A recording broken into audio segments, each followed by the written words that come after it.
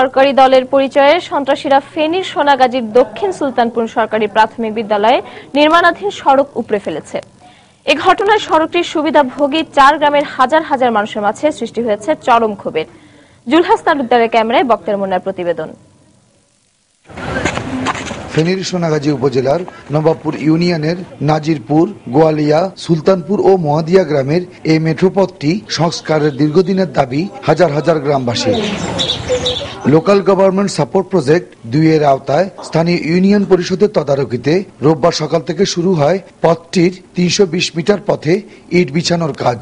আর এই কাজের শুরুতেই চাঁদার দাবির মুখে পড়েন স্থানীয় ইউপি চেয়ারম্যান।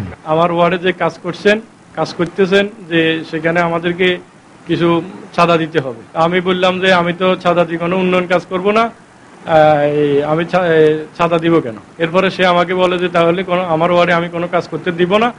এদিকে চাঁদা না পেয়ে সোমবার রাতেই সন্ত্রাসীরা নির্মাণাধীন সড়কটি উপড়ে ফেলে, লুট করে নিয়ে যায় সড়কের অনেক ইট। এই নির্মমতায় স্বপ্ন গুড়িয়ে যায় এই পথের সুবিধাভোগী 4টি শিক্ষা প্রতিষ্ঠানের 2000-এরও বেশি শিক্ষার্থীর।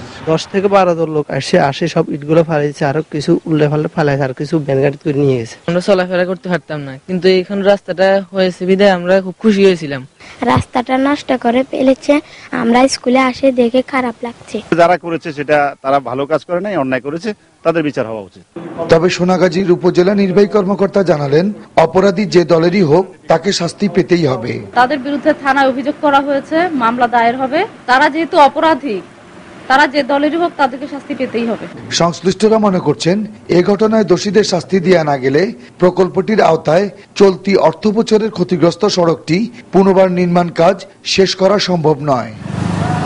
বক্তিয়ার মুন্না, সময় সংবাদ, ফেনী।